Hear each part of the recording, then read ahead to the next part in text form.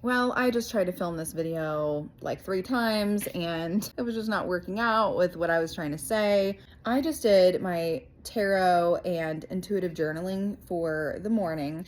I'm trying to start my mornings with like more art or writing or intuitiveness or just anything. So today we did some tarot, and my first card that I got, well, I should say the question. The question that I asked was, how is my intuition trying to speak to me right now?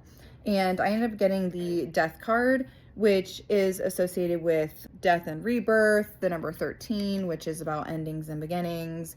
Yeah, so it's not necessarily a bad thing. I know people get freaked out by that. But my angel number, or like my life path number, is 4, and 1 plus 3 is 4. So I also think there's something to do with stability with this card, with the death and rebirth, because the number 4 is really associated with like foundations and just having a steady foundation. So it really is about like letting go. Although it's going to feel like sorrow, you should have gratitude for what's going to come, because sometimes all the time you have to clear out certain things in order to get the things that you want.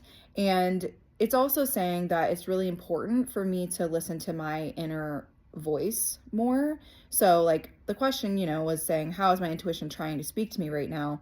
I think sometimes we look for like an external thing to talk to us or show us something or whatever, when sometimes we just forget that all of the answers are within us, and it's important to trust that. It's also important to kind of analyze different parts of my life, and maybe there are certain patterns I'm repeating or certain relationships or things that I'm keeping in my life that are actually doing like a disservice to me and really hindering my growth as a person, because maybe they're negative and weighing me down or whatever. And it's important to like listen to my body. Like if I'm around certain people and something doesn't feel good, then I need to listen to that and understand that that's not just me judging or me whatever. That's like something within me saying like something's not right here, or something about this interaction doesn't make me feel good. And if I can make these changes with my relationships and all of that, ultimately that's going to lead me to a more fulfilling life, because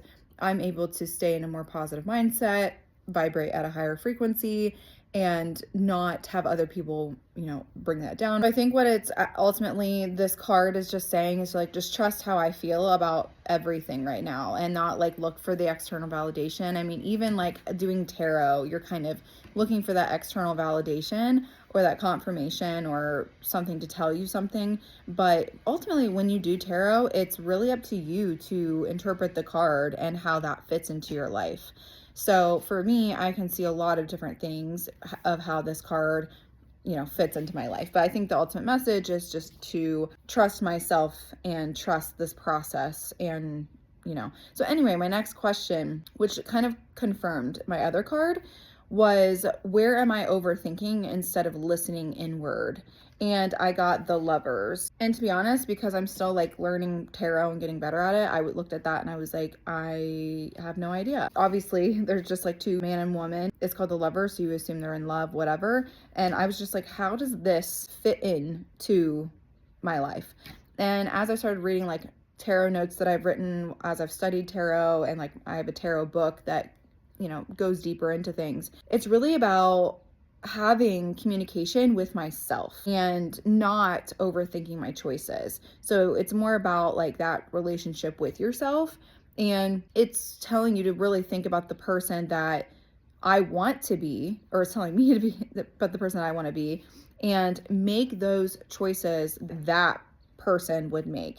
So that could be like my future self, my higher self, a different version of me, but like the person I want to be, I guess. And I really need to start aligning more of my choices with my true self. Sometimes I think we get caught up in like, how's it going to make this person feel if I set this boundary? How do I navigate this or whatever? But I think as long as I'm being true to myself and it's a decision that's going to be helpful to me and make me feel good, then I think that's all that matters. And I really need to focus on the qualities, values that in the person that I want to be. The thoughts and feelings that I also have with these decisions, they all need to align. Like if I am making a decision and something within me is being like, oh, I don't know if I should like do this, I'm second guessing, or it doesn't feel 100%, then I need to trust that more. And so I think what I'm going to do now is really write down more of like the qualities, the things that I would admire in like my ideal self, and then how I can actually embody those qualities, like how I can actually align my life like that. I think the ultimate message today clearly is trusting our own inner authority, the voice within ourselves that gives us the answer. Because I think, again, like we're always looking for, like, if you're spiritual or whatever, you're like, whatever spoke to me or whatever, which yes, but I think sometimes we forget that it's our own voice and that we are the ones really communicating this to ourselves. And we know what's best for us, and it's important to trust the decisions that you make as long as they align with you, and to make sure that you eliminate anything that is going to hinder that or make you second guess yourself, because it's just not necessary. So anyway, this was really long, but today I think the best thing is just, if you get something, if you have to make a decision today, if you have to, or this week or this month or whatever, to ensure that you do it out of full alignment with your highest self and you trust that regardless of what anyone else says. But I also think it's important that you understand, a lot of us talk about goals all the time. I think we should be also talking about like looking at ourselves as different like versions or different identities as we go through life. And so I think a lot of us are working towards a goal, like I want to get this car, or I want to get this thing, or I want to do this.